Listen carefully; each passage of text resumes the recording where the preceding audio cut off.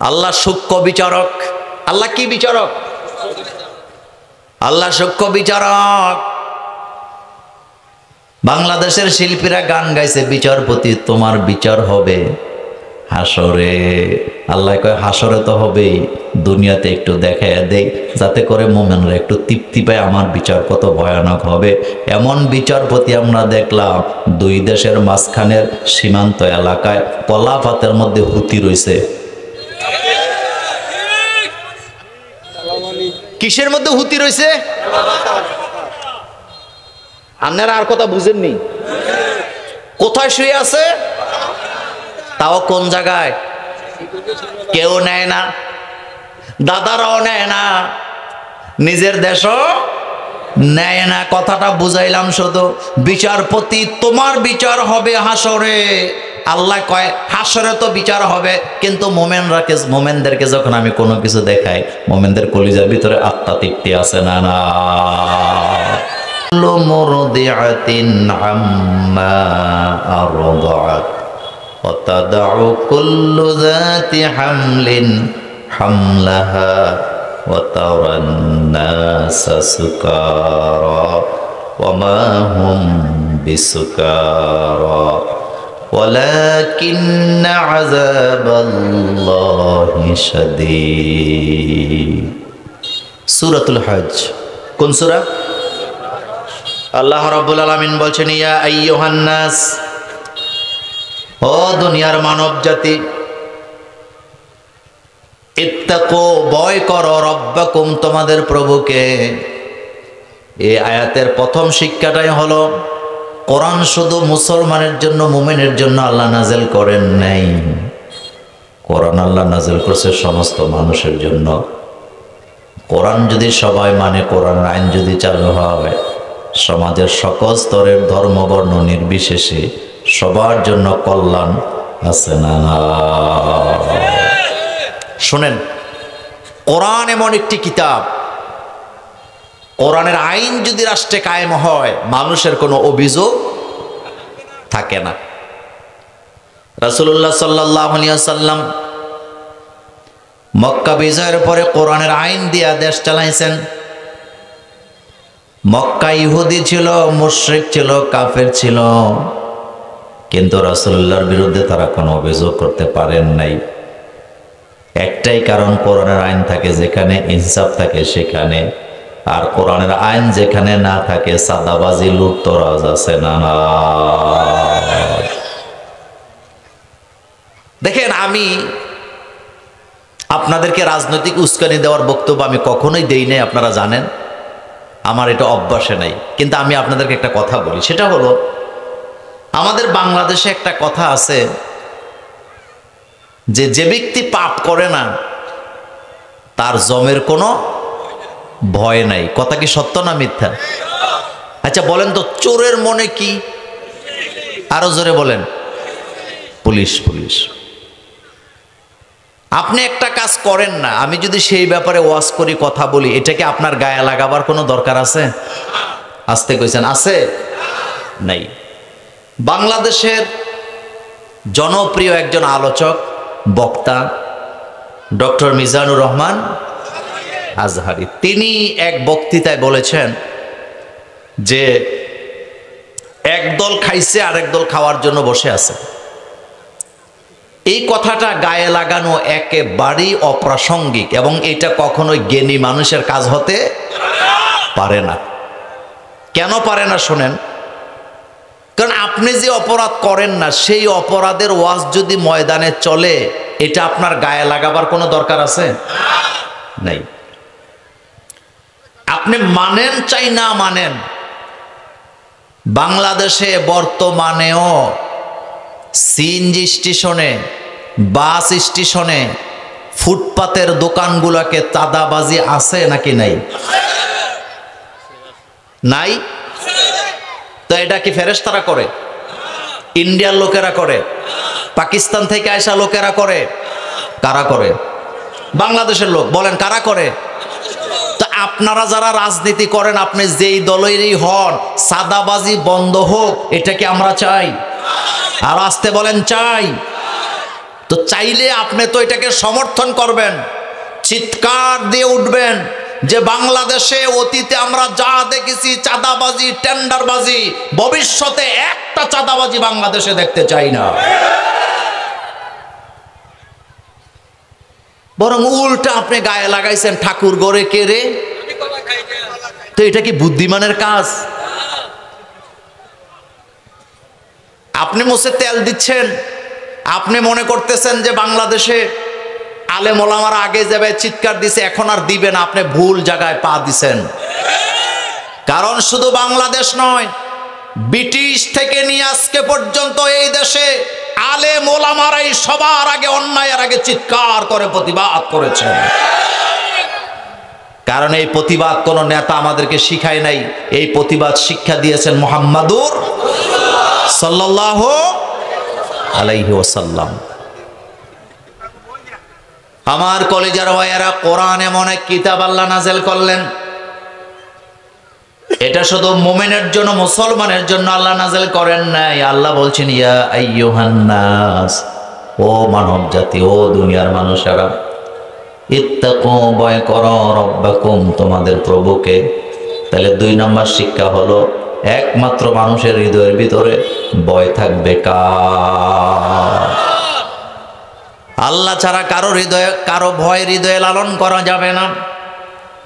এই জন্য দেখবেন মুমিনরা আল্লাহ ছাড়া কাউকে ভয় পায় না। আল্লাহকে ভয় করার মানেই হলো মনে মনে ফিল করা, আমি যা করি ভালো করি আর খারাপ করি আমার সব কিছুর সাক্ষী কে? এটা যদি হৃদয়ের ভিতরে লালন করি, আমরা জীবনেও গোপনে কোনো পাপ করতে পারবো না। কারণ যখনই পাপ করতে যাব তখনই মাথায় আসবে কেউ দেখে না, দেখে কে? শুনেন, আপনি একটা রুমের ভিতরে ঘুমাচ্ছেন একা, আপনি ছাড়া আর কেউ নেই। কিন্তু বলেন তো, আমরা যখন একা একা রুমে ঘুমাই দরজা বন্ধ করে, আমরা ইচ্ছা করলে কাপড় চোপড় খুলে ঘুমাতে পারি নাকি পারি না? কিন্তু আমরা কি এটা করি? কেন করি না? 2টা কারণ। বলেন কয়টা? 1 নাম্বার কারণ হলো আমরা নিজেরাই নিজেদেরকে লজ্জা পাই। কিন্তু যাদের ঈমান নাই তারা তো লজ্জা পাবে না, সেটা ভিন্ন ব্যাপার। আরেকটা হলো, আমরা যে ল্যাংটা হয়ে যদি আমি ঘুমাই, দুনিয়ার কেউ আমাকে দেখবে না, কিন্তু এই অবস্থায় দেখবে কে? এই ভয় যদি হৃদয়ের ভিতরে থাকে, কোনো মুমিন কখনো উলঙ্গ হতে পারে না। এই ভয় কাজ করে হৃদয়ে। আল্লাহকে ভয় মানেটা কি? মানেটা হলো ফিল করা যে আল্লাহ আমাকে আযাব দিতে পারেন, শাস্তি দিতে পারেন, আমাকে যে কোনো শাস্তি দেওয়ার ক্ষমতা আল্লাহর আছে নাকি নেই? আছে। আমার কলেজার বাইরে এই কথাটি আল্লাহ বলছেন, ইত্তাকু, ভয় করো, রব্বাকুম, তোমাদের প্রভুকে। ইন্না জালজালাতাস সাআতি শাইউন আযীম, নিশ্চয়ই ভূমিকম্প আসবে। কি আসবে? আরো জোরে বলেন। ভূমিকম্প আসবে। ইন্না, নিশ্চয়ই, জালজালাতাস সাআতি শাইউন আযীম, ভয়ানক ভূমিকম্প হবে। এমন ভূমিকম্প হবে যে ভূমিকম্প তোমরা কখনো কল্পনাও করো নাই। ভূমিকম্পের চোটে আকাশটা ভেঙে নিচে পড়ে যাবে, উপরের তারকাগুলি খসে পড়ে যাবে, পাহাড়গুলা তুলার মতো উঠতে থাকবে, সমুদ্র মহাসমুদ্রে পানিগুলাতে আগুন ধরে যাবে। এটা কার কথা? আমাদের বাংলাদেশে ভূমিকম্প হয়, কিন্তু একজন টের পাইলে আরেকজন পায় না। কথা সত্য না? একজন আরেকজনকে জিজ্ঞেস করছে, কি রে ভূমিকম্প নাকি হয়েছে? টের তো পাইলাম না। কই, বেহুশের মতো ঘুমাইলে টের পাইবি কেমনে? কিন্তু আসলে ভূমিকম্প হয়েছে ঠিক, কিন্তু ছোট। কিন্তু কিয়ামত যেদিন সংঘটিত হবে, এত জোরে ভূমিকম্প হবে, জমিনের পাহাড়গুলা উপরের দিকে উঠে তোলার মতো উঠতে থাকবে, আকাশটা ভেঙে পড়ে যাবে। ইযাস সামাউ ফাতারাত ওয়া ইযাল কাওয়াকিবু তাসারাত ওয়া ইযাল বিহারু ফুজ্জিরাত ওয়া ইযাল কুবুরু বুসিরাত। সেই কিয়ামতের ভূমিকম্পটা এত ভয়াবহ হবে, শুধু জীবিত মানুষ নয়, মৃত মানুষ যারা কবর দেশে ছিল তারাও জমিনের ভিতর থেকে উঠে আসবে, তারাও ভূমিকম্প টের পাবে। এটা কার কথা? ওয়া আখরাজাতিল আরদু আসকালাহা, জমিনের ভিতরে যা কিছু আছে সব জমিন সেদিন ভূমি করে বের করে দিবে। আমার কলেজার ভাইয়ারা, এই পৃথিবীতে আমি আপনাদেরকে এখন 3টা প্রশ্ন করব পৃথিবীর ব্যাপারে। 1 নম্বর প্রশ্ন, আচ্ছা বলেন তো, মানুষ কি নিজের বেশি ভালোবাসে না অন্যদেরকে বেশি ভালোবাসে? পৃথিবীর কেউ যদি আপনাকে বলে যে আমি তোমাকে আমার জীবনের চেয়ে বেশি ভালোবাসি, আপনি 100% ধরে নেবেন এটা মিথ্যা কথা। কারণ মানুষ কখনো নিজের চেয়ে অন্যকে বেশি ভালোবাসতে পারে না, এটা পসিবল না, এটা হতেই পারে না। নাম্বার 2, সবাই আমাদের সাথে রাগ করে, রাগ করলে কিছু সময়ের জন্য সম্পর্ক ছিন্ন করে, হোক সেটা 10 মিনিট, হোক সেটা 1 ঘন্টা, হোক সেটা 1 দিন 3 দিন, কিন্তু আমাদের সাথে রাগ করে সম্পর্ক ছিন্ন করেন না একমাত্র কে? কোন সন্দেহ আছে? বউ যদি রাগ করে রান্না বান্না বন্ধ করে দেয়, ঝগড়া লাগছে স্বামী স্ত্রী, হঠাৎ স্ত্রী আজকে রান্না করবো না, তুমি দেখি কোত্থেকে খাও। 10 মিনিট পরে স্বামী যে মাথার মধ্যে মুছা দিয়ে বলে আচ্ছা ঠিক আছে, রাগারাগি বন্ধ, আগে রান্না করো, বাচ্চারা কি না খায় থাকবে কেন নাকি? আব্বা আম্মাও যদি রাগ করে কয়েক ঘন্টার জন্য কথা বলা বন্ধ করে দেয়, কিন্তু একজনই আছেন তিনি কখনো আমাদের সাথে রাগ করেন না, রাগ করলেও আমাদের নেয়ামত বন্ধ করেন না, 1 সেকেন্ডের জন্য অক্সিজেনও বন্ধ করেন না, হার্টের রক্ত চলাচলও বন্ধ করেন না, ব্রেনের কাজ করানোটাও বন্ধ করেন না। সেই একজনের নাম কি? আপনাদের কি মনোযোগ আছে? তাহলে চিৎকার দিয়ে বলেন তো, আমাদের সাথে রাগ করে না কে? আল্লাহ পাক। তাহলে মানুষ সবচেয়ে বেশি ভালোবাসে কাকে? নিজেকে। বলেন কাকে? নাম্বার 2, আমাদের সাথে রাগ করে না কে? 3 নাম্বার, কিয়ামতের ময়দান যেদিন কায়েম হয়ে যাবে, কোন মানুষের উপকার করার কোনো সুযোগ নেই, বরং একজন আরেকজনকে পরিচয় দিবে না, চিনবেও না, চিনলেও তার কাছ থেকে ভাইগা যাবে, ইয়া নাফসি করে চিৎকার দিয়া। সেই ময়দান, হাশরের ময়দান আমাদের জন্য নির্ধারিত আছে না? সূরাতুল হজ্জে আল্লাহ এই কথাটাই আমাদেরকে হুঁশিয়ার করে জানিয়েছেন, ইয়া আইয়ুহান নাস, ও মানব জাতি, ইত্তাকু, ভয় করো, রব্বাকুম, তোমাদের স্রষ্টাকে, প্রতিপালককে, ইন্না জালজালাতাস সাআতি শাইউন আযীম, যখন ভূমিকম্প হবে জমিনের মধ্যে, এমন ভূমিকম্প, তার মানে কিয়ামত সংঘটিত হয়ে যাবে। সে কিয়ামতের ময়দানে কেউ কাউকে স্বীকারও করবে না, কেউ কাউকে পরিচয় দিবে না, এক ভয়াবহ অবস্থা সৃষ্টি হবে। সেদিন মানুষগুলো একাই নিজের জন্য নিজে লড়ে যাবে, বরং নিজে আল্লাহ ছাড়া কাউকে সাহায্যকারী পাওয়া যাবে না। এটা কার কথা? এবার শোনেন, আমাদের বাংলাদেশে ইদানিং কিছু চমকপ্রদ বক্তা বাইর হয়েছে। বক্তাদের বিরুদ্ধে আমি কখনোই কথা বলি না, তবে কিছু চমকপ্রদ ভাইরাল হওয়ার দান্দা বলে দেয় 2045 সালের 26শে নভেম্বর কিয়ামত হয়ে যাবে। কোন বক্তা যদি কিয়ামতের ডেট দেয়, আপনি 100% লিখে রাখেন এই বক্তা মিথ্যাবাদী এবং মিথ্যাবাদী। কারণ কিয়ামত কবে হবে এই কথা আল্লাহ রাসূল আমাদেরকে জানান নাই, বরং কিয়ামতের আলামত আল্লাহ রাসূল আমাদেরকে জানাইছে। আম্মা ইয়াতাসাআলুন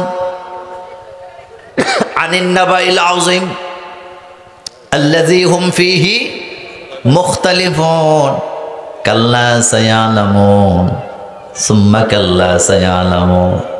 আল্লাহ বলেন, কোন সংবাদ নিয়ে নিজেদের মধ্যে একতলাপ করো, জিজ্ঞাসিত করো, সেই বড় সংবাদ বেশি দেরি হবে না, আমি তোমাদেরকে কিয়ামতের ব্যাপারে জানায় দেব। কিয়ামতের ইলম একমাত্র কার কাছে? 5টা ইলম, 5টা জিনিসের খবর, 5টা জ্ঞান আল্লাহ কাউকে দেয় নাই, আল্লাহর কাছে রাখছে। কয়টা? নবীদেরকেও দেয় নাই, ফেরেশতাদেরকেও দেন না। কয়টা ইলম? পৃথিবীর কোনো মানুষকে দেন না, নবীদেরকেও দেন না, জিনদেরকেও দেন না, কাউকেই দেয় না। ইন্নাল্লাহা ইনদাহু ইলমুস সাআ ওয়া ইউনাজ্জিলুল গায়স। আমার কলিজার ভাইয়ারা, আল্লাহ পাক বলেন 5টা ইলম আমি কাউকে দেই নাই। 1 নাম্বার, কিয়ামত কবে কয় তারিখে সংগঠিত হবে আমি আল্লাহ ছাড়া এটা কেউ জানে না। 2 নাম্বার, কোন জায়গায় কতটুকু বৃষ্টি কখন হবে আমি আল্লাহ ছাড়া কেউ জানে না। 3 নাম্বার, মায়ের রেহেমের ভিতরে যে বাচ্চা তৈরি হচ্ছে এই বাচ্চার কি হবে, ছেলে হবে না মেয়ে হবে, নেককার হবে না বদকার হবে, তার আচার আচরণ কেমন হবে আমি আল্লাহ ছাড়া কেউ জানে না। আর 5 নাম্বার, তোমরা নিজেরাও জানো না আগামী দিন কোন জায়গায় যে কি রিজিক গ্রহণ করবা।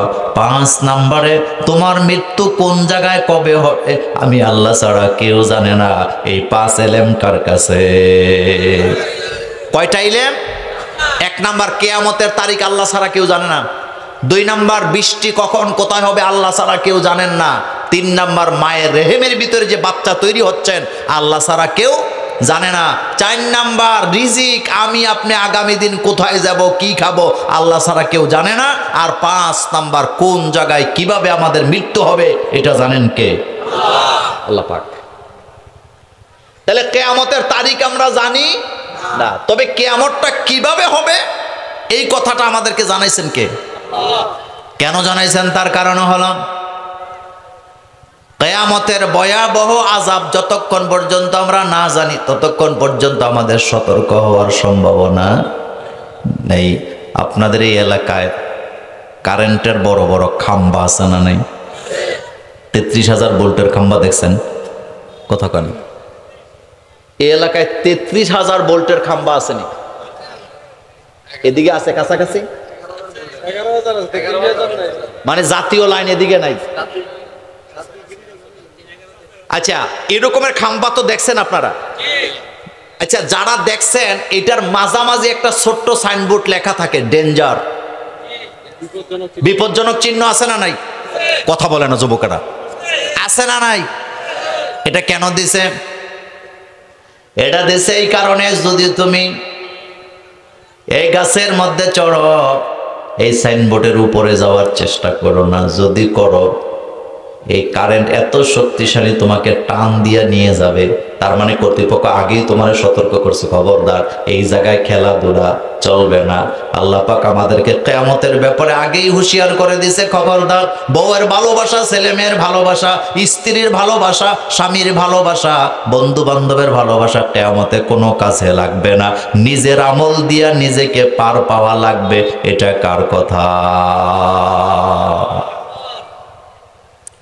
আল্লাহ কি বলতেছেন দেখেন, যেদিন কিয়ামত সংগঠিত হবে, ইয়াউমা তারাউনাহা তাযহালু কুল্লু মুরদিআ আম্মা আরদাআত, সেদিন তোমরা দেখতে পাবা দুধ দানকারিনী মা পেরেশানিতে নিজের দুধের বাচ্চার কথা ভুলে যাবে। যত ব্যস্ততা থাকুক মা কখনো দুধের বাচ্চার কথা ভুলে যায় না। হাজারো ব্যস্ততা, হাজারো কাম, এগুলি আপনারা দেখে দেখে বড় হয়েছেন। বাসে উঠছে মা, নোয়াখালী থেকে ঢাকা যাবে, বাসের ভিতরে তো বেপরদা হয়ে বাচ্চারে দুধ খাওয়াবার কোনো রাস্তা নেই। বাচ্চাটা দুধের যন্ত্রণা যখন কান্না শুরু করে দেয়, বাসের ভিতরে মা বাচ্চার কান্না বরদাস্ত করতে পারে না। পর্দা করে হইলেও বাচ্চার মুখে দুধ দিয়া বাচ্চারে ঠান্ডা করে। উঠানের মধ্যে ধান শুকাইতে দিছে, তুফান আসতেছে, ধানগুলা ভিজে যাবে, বাচ্চা ঘরের ভিতরে কান্দে দুধের জন্য। মা বাচ্চার কথা ভুলে যায় না, দৌড়ে বাচ্চাকে দুধ দেয়, আবার ঘরের কাজও করে। রান্না বসাইছে, যে কোনো সময় তরকারিটা জ্বলে যাবে, কিন্তু দুধের বাচ্চার কথা মা ভুলে যায় না। রাতের বেলা ঘুমের ভিতরে সবাই একটানে ঘুমায়, সারা রাত একটানে ঘুমায় না যিনি, তিনি আমাদের আম্মা, তিনি আমাদের মা। তিনি কখনো দুধের বাচ্চার কথা ভুলে যায় না। শীতের রাতে বারবার হাত দিয়ে দেখে বাচ্চাটা পেশাব করে, ঠান্ডা জায়গায় পড়ে আছে নাকি। কিন্তু আল্লাহ পাক বলেন, ইয়াউমা তারাউনাহা তাযহালু কুল্লু মুরদিআত, সেদিন দেখতে পাবা দুধ দানকারিনী মা তার দুধের বাচ্চার কথা ভুলে যাবে। আল্লাহু আকবার! কতটা ভয়াবহ অবস্থা হবে সেদিন। আল্লাহ পাক বলছেন, ওয়াতাদাউ কুল্লু যাতি হামলিন হামলাহা, সেদিন দেখতে পাবা ভূমিকম্পের চোটে মা গর্ভধারিণী মা তার বাচ্চাকে পেটের ভিতরে ধারণ করে রাখতে পারবেন না, হামেলা মহিলাদের গর্ভপাত হয়ে যাবে। এত জোরে জমিনকে কাঁপাবেন কে? এই ক্ষমতা আমার আল্লাহর আছে না? তিনি প্রচন্ড শক্তির মালিক। আল্লাহ পাক বলেন, সেদিন দেখতে পাবা গর্ভধারিণী মা তার গর্ভপাত ঘটায় দিবে। তার মানে এখনো গর্ভপাতের সময় হয় নাই, এখনো বাচ্চা ডেলিভারির সময় হয় নাই, কিন্তু ভূমিকম্পের কারণে এত জোরে কিয়ামত হওয়ার কারণে বাচ্চা পেট থেকে পড়ে যাবে। অতারান্নাসা সুকারা, সেদিন দেখতে পাবা মানুষগুলা পাগলের মতো, নেশাগ্রস্তের মতো দিক বিদিক ছুটাছুটি করতেছে আর বলতেছে আইনাল মাফার, আইনাল মাফার। বলেন আইনাল মাফার। সেদিন আল্লাহ পাক বলছেন অতারান্নাসা সুকারা, সেদিন দেখতে পাবা মানুষগুলো পাগলের মতো ছুটাছুটি করতেছে, নেশাগ্রস্তের মতো। ওমা হুম বিসুকার, আসলে তারা নেশাও করে নাই, পাগলও হয় নাই। ওয়ালাকিন্না আযাবাল্লাহি শাদীদ, আল্লাহর আযাবের ভয়ে মানুষগুলো পাগল হয়ে যাবে। কার আযাবের ভয়? কার আযাবের ভয়? কত বড় মারাত্মক কথা। ছেলেরে মাদ্রাসায় দিছে, মা নিজে পর্দাও করে না, নামাজও পড়ে না। এমন মা নোয়াখালীতে নাই। ছেলেরে কোথায় দিছে? কিন্তু নিজে ইসলাম মানে না। বহু বাপ আছে নিজে নামাজ পড়ে না, ছেলেরে মাদ্রাসায় পড়ায়। আপনি কালকে যে জিজ্ঞেস করে দেখেন, মোল্লা নাজিম ভাই আমাদের এলাকায় আসছিল, তিনি বলছে ছেলেরে মাদ্রাসায় পড়াও অথচ পর্দা করো না, নামাজ পড়ো না, ছেলে মাদ্রাসায় দিছো, নিজে ইসলাম মানো না। কারণ কি? হাসি দিয়া বলবে এই জন্যই তো ছেলেরে মাদ্রাসায় পড়াই, যাতে করে ছেলে আলেম হইলে, হাফেজ হইলে আখেরাতে ছেলেরে দইরা জান্নাতে যেতে পারি। এমন আকীদার মুসলমান আমাদের নোয়াখালী, আমাদের বাংলাদেশেও আছে না? মুছে তেল দিয়ে না, লাভ নাই। একথা মোল্লার না আল্লাহর? ইয়াউমা ইয়াকুমুর রূহ ওয়াল মালাইকাতু সাফফা লা ইয়াতাকাল্লামুনা ইল্লা মান আযিনা লাহুর রহমান। সেদিন রূহগুলা, নবীগুলা, ফেরেশতাগুলা কাতারবদ্ধভাবে দাঁড়ায় থাকবে। রহমানের অনুমতি ছাড়া একটা কথা বলার সাহস কারো নাই। বাপের পরিচয় দিয়া দুনিয়াতে আসামি মুক্তি পাওয়া যায়। আব্বা যদি মন্ত্রী হয়, ছেলে যদি ইয়াবা সহ ধরা পড়ে, বাংলাদেশের এমন কোন ওসির ক্ষমতা নাই ওই ছেলেরে আটকায় রাখার। কারণ থানায় নেওয়ার সাথে সাথে যখন বাপের নাম বলে, থানার ওসি নয়, থানা সুদ্ধা থরথর করে কাঁপা শুরু করে দেয়। কিন্তু আল্লাহর আদালতে বাপের পরিচয় দিয়া বাঁচা যায় না। যদি বাঁচা যেত, নূহ আলাইহিস সালামের ছেলে বাচ্চা যাইতে পারত। স্বামী যদি এমপি হয়, মন্ত্রী হয়, স্ত্রীর এলাকায় না উপজেলা নির্বাচনে দাঁড়া করায়, চলে বলে কৌশলে স্বামীর পরিচয় দিয়া নির্বাচনে ফাঁস। এমন ঘটনা বাংলাদেশে আছে না? কিন্তু কিয়ামতের ময়দানে স্বামীর পরিচয় দিয়া স্ত্রীর বাঁচার কোনো রাস্তা নাই। স্বামীর পরিচয় দিয়া যদি স্ত্রী বাঁচতে পারত, লূত আলাইহিস সালামের স্ত্রী জাহান্নামী হতো না। সে স্বামীর পরিচয় দিয়া জান্নাতে যেতে পারত কি পারত না? মনোযোগ আছে আপনাদের? মনোযোগ আছে? লূত আলাইহিস সালাম একজন নবী, কিন্তু তার স্ত্রী জান্নাতি না জাহান্নামী? এ কথা মোল্লার না আল্লাহর? তাহলে বোঝা গেল স্বামীর পরিচয় দিয়া স্ত্রী জান্নাতে যেতে পারবে না। সেম কন্ডিশনে স্ত্রীর পরিচয় দিয়া স্বামীও জান্নাতে যেতে পারবে না। যদি পারতো তাহলে ফেরাউন কি দোষ করছে? ফেরাউনের স্ত্রী জান্নাতি না জাহান্নামী? মোল্লার কথা না আল্লাহর কথা? ফেরাউনের স্ত্রীর কথা কোরআনে আছে না? না। হওয়ার কলেজার হয়ে এরা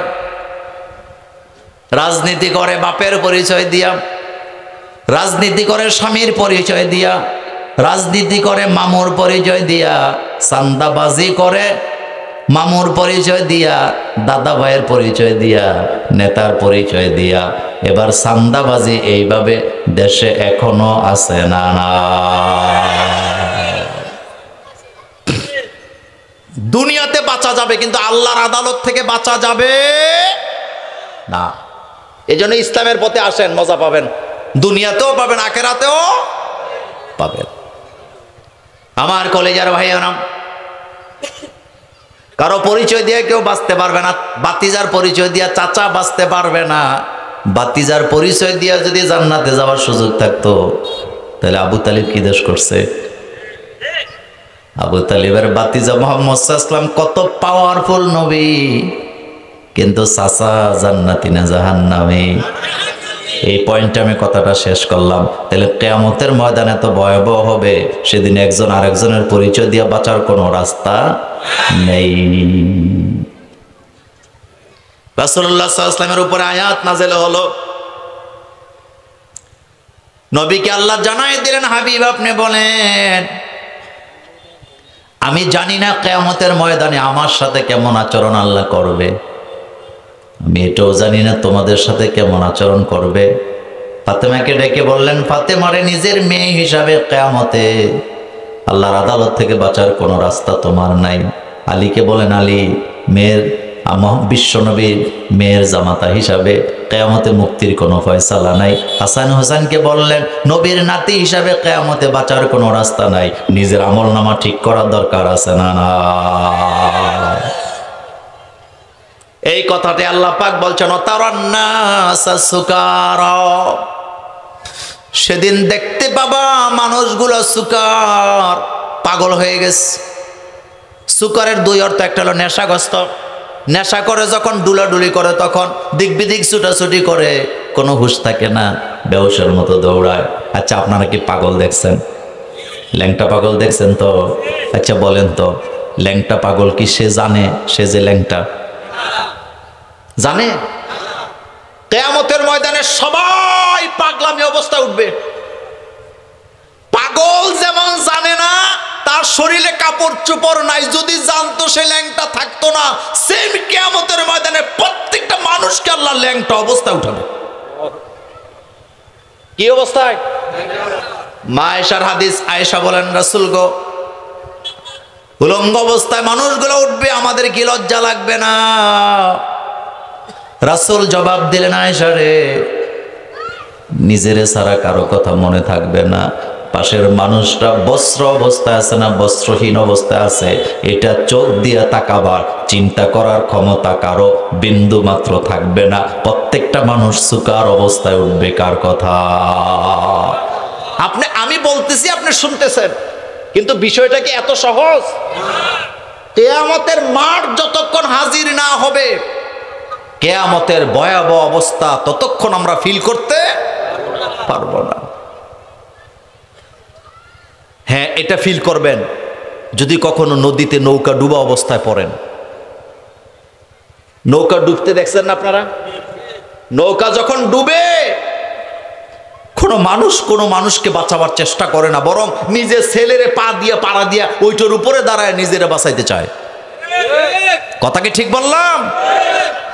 কিয়ামতের মাঠ বড় ভয়াবহ হবে। আমার কলিজার ভাইয়েরা, আল্লাহ রাব্বুল আলামিন সেদিন বিচার করার জন্য আরশে আজিমে বসে থাকবেন।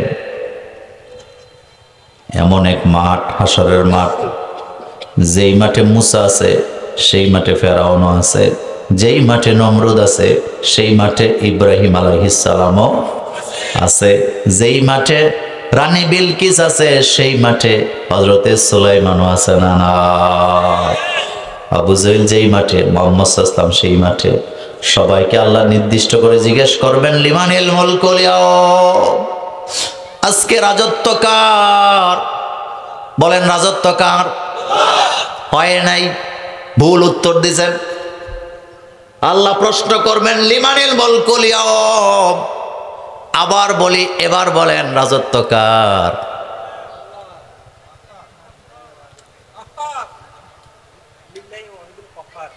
এই তো রাজত্ব কি আল্লাহর না কাহারের?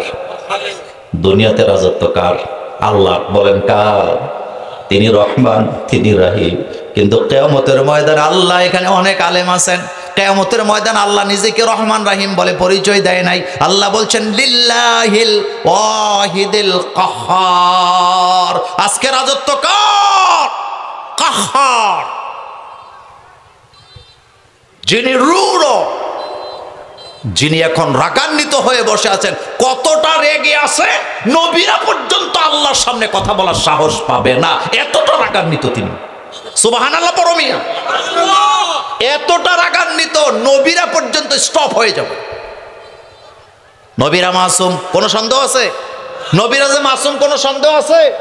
কিন্তু নবীরা পর্যন্ত কথা বলবে না। বুখারী শরীফের লম্বা হাদিস, এই হাদিস আপনারা শুনতে শুনতে বড় হয়েছেন। সমস্ত মানুষগুলা কিয়ামতের ময়দানের ভয়াবহ আযাব থেকে বাঁচার জন্য মনে মনে চিন্তা করবে বিচার হয়ে যাক, কিন্তু বিচার শুরু করবে না আল্লাহ। সবাই যে আদম আলাইহিস সালামের কাছে ভিড় করবে, ডাক দিবে ইয়া আবাল বাশার। আদম আলাইহিস সালাম বলবে তোমাদের কি মাথা ঠিক আছে? আল্লাহ আজকে কাহার হয়ে বসে আছে, আমি আল্লাহর সামনে কথা বলার সাহস রাখি না। আল্লাহু আকবার। মানব জাতির আব্বা বলবে আজকে আল্লাহর সামনে কথা বলার ক্ষমতা আমার নাই। ইল্লা মান আযিনা লাহুর রহমান, তিনি যদি অনুমতি না দেয় কথা বলা যাবে না। হযরত নূহ আলাইহিস সালামের কাছে যাবে, একই কথা বলবে আমি পারবো না। ইব্রাহিম আলাইহিস সালামের কাছে যাবে, ইব্রাহিম আলাইহিস সালাম রাজি হবেন না। এবার মানুষগুলা দৌড়ায় ঈসা নবীর কাছে যাবে, ঈসা নবী রাজি হবে না। আমার কলিজার ভাইয়েরা, এবার বলা হবে তোমরা মুহাম্মদ সাল্লাল্লাহু আলাইহি ওয়াসাল্লামের কাছে যাও, কারণ আজকে মুহাম্মদের কথা ছাড়া আল্লাহ কারো কথা শুনবে না। আল্লাহ রাসূল এই অবস্থায় আরশে আজিমের ছায়ার নিচে সিজদায় পড়ে কাঁদতেছে। আল্লাহ তখন ডাক দিবে, হাবিব আপনি মাথা তোলেন, আপনি সুপারিশ করেন, আমি অপেক্ষা করতেছি আপনি কখন সুপারিশ করবেন। আপনার সুপারিশ আমি আল্লাহ কবুল করব। আল্লাহু আকবার। এটাকে বলা হয় মাকামে মাহমুদ। সুবহানাল্লাহ পড়েন। কি বলা হয়?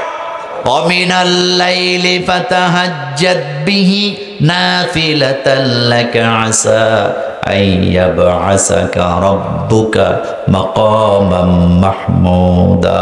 নবী গো আপনি তাহাজ্জুদ পড়েন, এটা হোক আপনার জন্য নফল। আপনি যদি তাহাজ্জুদ পড়েন আমি আল্লাহ আপনাকে মাকামে মাহমুদ দান করব।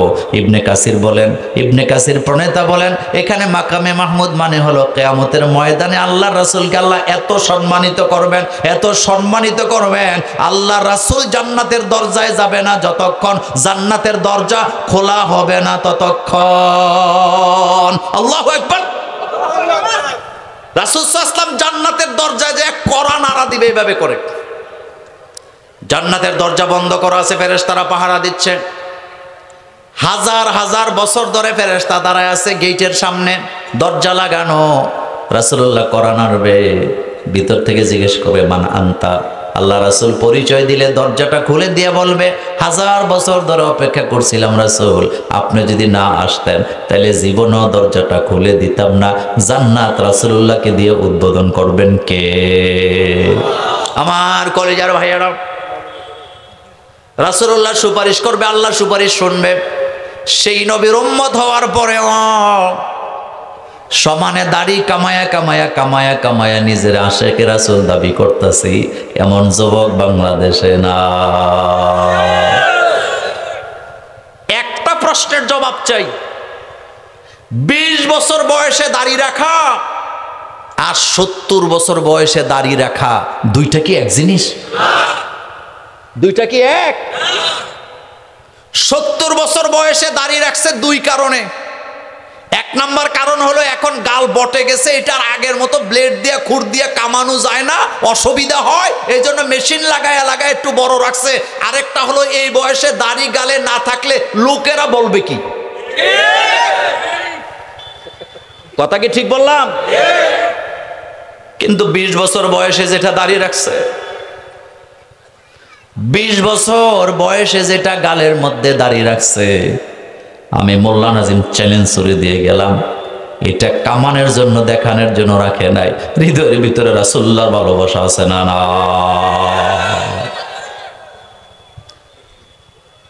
14 বছর বয়স থেকে নামাজ পড়া আর 40 বছর বয়স থেকে নামাজ পড়া দুইটা কি এক?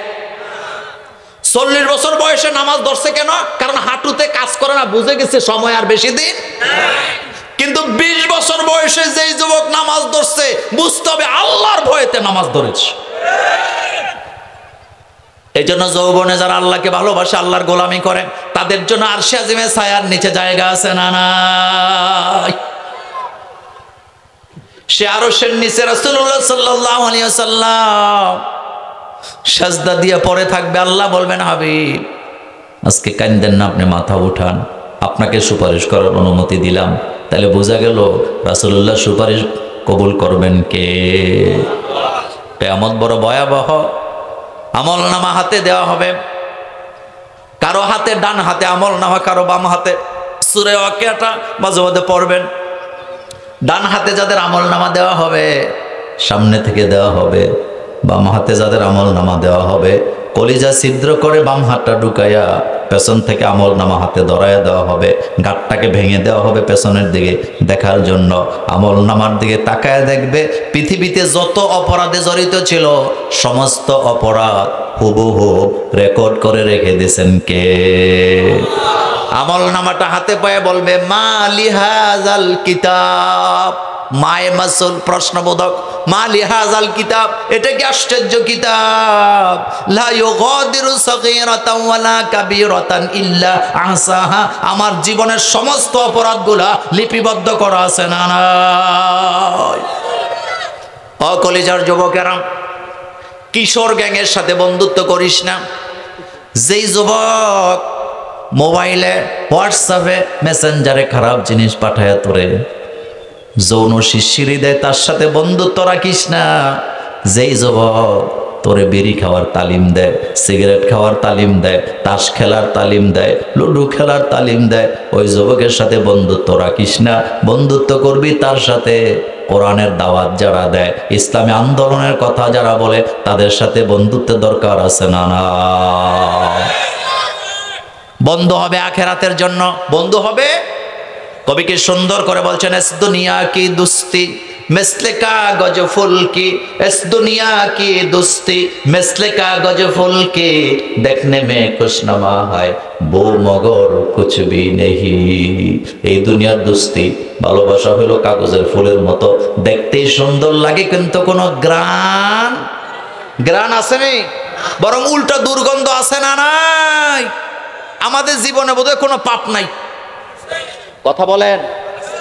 পাপের যদি গন্ধ থাকতো আমাদের সাথে কেউ বসতে পারতো না। প্রত্যেকটা মানুষের আমল নামায় পাপের কোনো শেষ নাই। কিন্তু আজকের আলোচনা আমার সেটা না। আমার মূল আলোচনা হলো এই ভয়াবহ কিয়ামতের ময়দানে আপনাকে একাই বাঁচতে হবে আমল দিয়া, কারো পরিচয় দিয়া বাঁচার কোনো রাস্তা নেই। ওয়াত্তাকু ইয়াওমান লা তাজজি নাফসুন আন নাফসিন শাইআ। ওই দিনটিকে ভয় করো যেদিন কেউ কারো কোনো উপকার করতে পারবে না, কেউ কারো কোনো সাহায্য করতে পারবে না, কেউ কারোর জন্য ওকালতি করতে পারবে না। এমনকি ওই আদালত থেকে ঘুষ দিয়া বিচারটা নিজের পক্ষে নেওয়ার কোনো রাস্তা খোলা থাকবে না।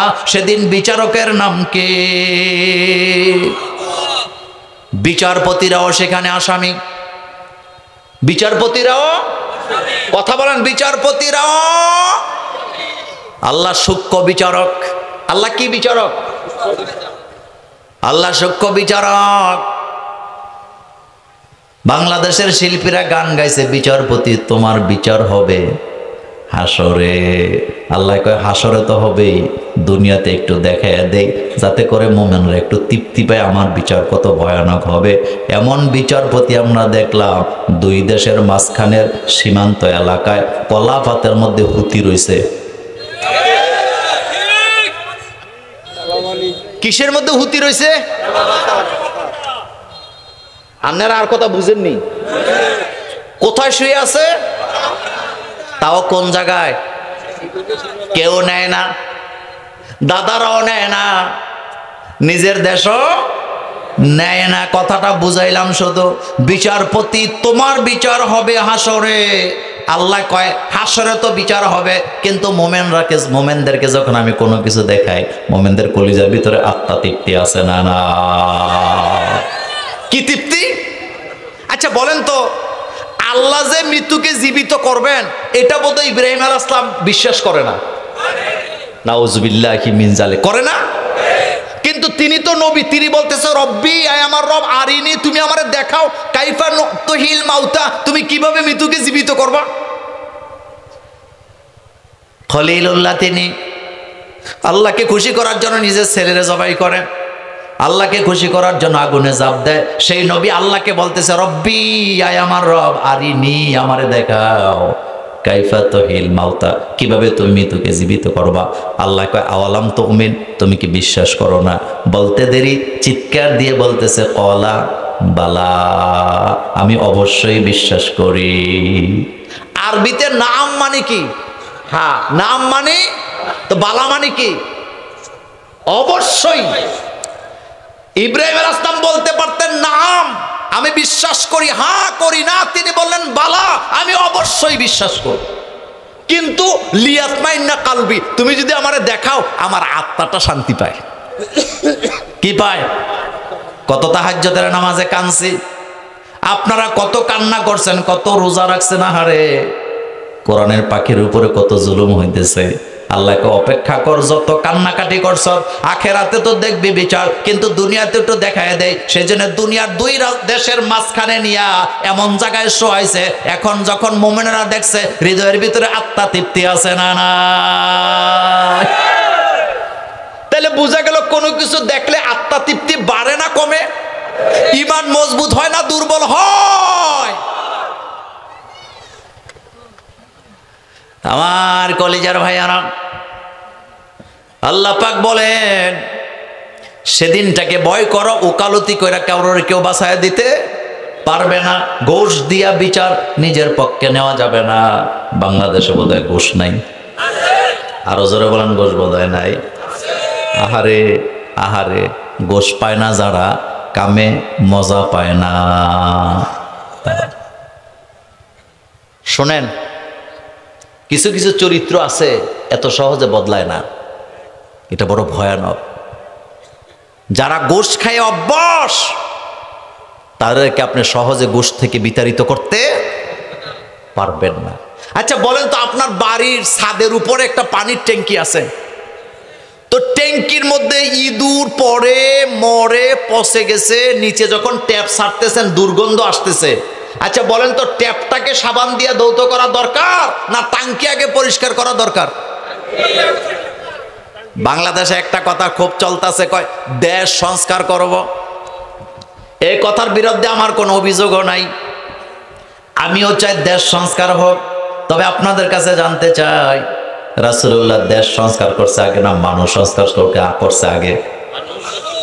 আসতে কইছেন, রাসূলুল্লাহকে মানুষ তৈরি করছে আগে না দেশ তৈরি করছে আগে? চোর বাটপার জায়গা মতো বসায় রাইখা, ঘুষখোরদেরকে প্রশাসনের সব জায়গায় বসায় রাইখা আপনি জীবনেও দেশ সংস্কার করতে পারবেন না। কারণ আল্লাহ কোরআনে বলছেন মানুষগুলোকে আগে চরিত্রবান বানাও, আর চরিত্রবান বানাইতে হইলে কোরআনের দরকার আছে না? না, তাহলে দেশ সংস্কার আগে হবে না মানুষ সংস্কার আগে? আচ্ছা এবার একটা উপমা দেই। এক আমলা ঘুষ খায়। কি খায়? সরকারের কাছে খবর গেছে আপনার আমলা ঘুষ খায়। সরকার কয় তারে, সে আছে কোন জেলায়? কয় নোয়াখালী। কয় তারে কুমিল্লা পাঠাইছে, কুমিল্লা, সেখানেও ঘুষ খায়। কয় তারে সিলেট পাঠা, তাও ঘুষ খায়। কয় রাঙ্গামাটি পাঠা, এখনো কি খায়? যখন বলছে রাঙ্গামাটি গিয়েও ঘুষ খায়, সরকার তার প্রতি রাগান্বিত হইয়া বুড়িগঙ্গা নদীর পারে নিয়ে তারে বসায় রাখছে। তোর কোনো কাম কাজ নাই, তুই শুধু বুড়িগঙ্গা নদীতে বসে বসে ঢেউ গণবি। মনোযোগ আছে আপনাদের? কি গণবে? তো হেতে চেয়ার একটা নিয়ে বুড়িগঙ্গা নদীর তীরে বসে বসে চিন্তা করতেছে, আমও গেল সালাও গেল, আমি এখন বাঁচমু কেমনে? একাধারে 2 দিন চিন্তা ভাবনা কইরা দেখতেছে বুড়িগঙ্গা নদী দিয়ে মালবাহী জাহাজ, ট্রলার, লঞ্চ আছে না নাই? হেতে আরে এখানে তো ঘুষের খনি পাইছি আমি, হেতে বুড়িগঙ্গা নদীর ওই পারে একটা খোঁটা গেছে, এই পারে একটা করে, ওই খোঁটার সাথে এই খোঁটা একটা রশি লাগাইছে। কি লাগাইছে? যখন লাগাইছে দুই দিকের নৌকা সব জমে গেছে, জ্যাম লেগে গেছে। নৌকাওয়ালারা বলতেছে, বেটা আমরা মালবাহী জাহাজ নিয়ে আসা যাওয়া করি, তুমি এখানে রশি লাগাইছো কেন? রশি খুলো, আমাদের যাইতে হবে। এবার বেচারা ঘোষণা দিছে, এত লাফায়ও না, আমি সরকারের আমলা। আমি সরকারের, বলেন আমি সরকারের। সরকার আমারে দায়িত্ব দিছে বুড়িগঙ্গা নদীর ঢেউ গোনার জন্য।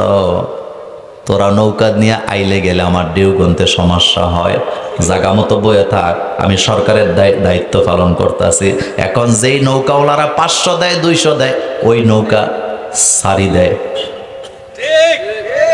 ওই নৌকা গভর্নমেন্টের কাছে খবর গেছে, আপনার আমলা তো বুড়িগঙ্গা নদীর তীরেও গোশ খায়। সরকার কয়, বেটা মানে কি ওখানে গোশ কই থেকে আসছে? কয় এমনি এমনি আইছে। আপনি চোর বাটপারকে প্রশাসনের দায়িত্ব দিয়া, আপনি ডাকাইতের হাতে বন্দুক দিয়া দেশ সংস্কার করতে পারবেন না। দেশ সংস্কার করতে হলে আল্লাহর কোরআনের আইনের লোকদেরকে লাগবে।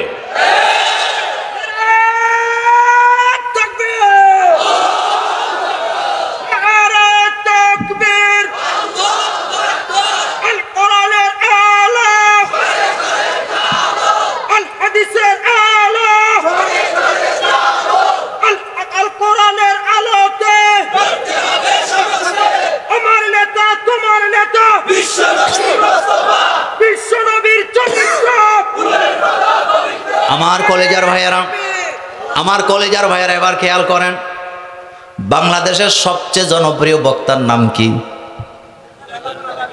এত আস্তে বললেন, আরো আস্তে কর। মিজানুর রহমান এই পর্যন্ত কয়টা মাহফিল করছে? 2 নম্বর মাহফিল করছে। কোথায়? সোজা কথা নয়, বাংলাদেশের মিডিয়া স্বীকার করছে 15 লক্ষের উপরে মানুষ হয়েছে। আমার কলেজার ভাইয়ারা, কিন্তু আমি মিজানুর রহমান আজহারের বিরুদ্ধে কথা বলতেছি না, আগে কথাটা শোনেন। 15 লক্ষ মানুষ হয়েছে আজহারের মাহফিলে। সবাই গেছে ওয়াজ শুনতে, নাকি 2-1 চোরও সেখানে আছে? বেশি হয় নাই, 300 জিডি হয়েছে। কারো মোবাইল গেছে, কারো মানিব্যাগ গেছে, কারো গলার চেইন গেছে। তার মানে বোঝা গেল ওই মাহফিলে সবাই গেছে, কোনো বাছাবাছি নাই। শুধু কোরআনের আন্দোলনের লোকেরা যায় নাই, যার কারণে ওখানে পকেট মাইরারা সুযোগ পাইয়া 2 কাপ পকেট মারছে, মোবাইল নিয়ে গেছে। এ পর্যন্ত 300 জিডি হয়েছে, মামলা আরো হওয়ার জন্য রেডি হয়েছে। কিন্তু পক্ষান্তরে আমাদের কুমিল্লাতে একটা মিটিং করে গেলেন আমাদের প্রিয় রাহাবার, লাখখানের মানুষ সেখানে ছিল, পুরা টাউন হলের মাঠে। আমি মোল্লা নাজিমও সেখানে ছিলাম। মিটিংয়ের পরে ঘোষণা হইতে পারত 10টা মোবাইল হারায় গেছে, 3টা জিডি হয়েছে মোবাইল হারায়া, একটা জিডিও হয় নাই, একটা মোবাইলও হারায় নাই। বরং উল্টা ঘোষণা দিছে, একটা গেট ছিল মাত্র, বাইরে হওয়ার সময় লোকে লোকে ধাক্কা ধাক্কি করে মোবাইল হাত থেকে পড়ে গেছে। সবগুলা মোবাইল স্টেজে জমা দিয়ে গেছে, বলছে এগুলো আমরা পাইছি, 8টা মোবাইল পাওয়া গেছে, উপযুক্ত প্রমাণ দিয়া নিয়ে যাবেন। এটার দ্বারা বোঝা যায় কোরআনের কর্মী ছাড়া চোরে বন্ধ করা যায় না।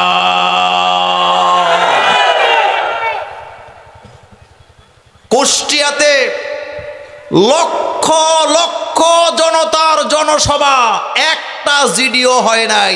বোঝা গেছে কোরআনের কর্মী ছাড়া কখনো সোজা মানুষ হয় না। শুধু মাথাটা একটু খেলায় নেবেন, কোরআন মানুষকে মানুষ বানাবার জন্যই তো আসছে। এই কথাটি আল্লাহ পাক বলছেন, আলিফ লাম রা কিতাবুন আনজালনাহু ইলাইকা লিতুখরিজান নাসা মিনাজ যুলুমাতি ইলান নূর। নবী গো, আপনার উপরেই কিতাবটা নাযিল করছি যাতে করে মানব মণ্ডলীকে অন্ধকার থেকে আলোর পথ দেখাতে পারেন।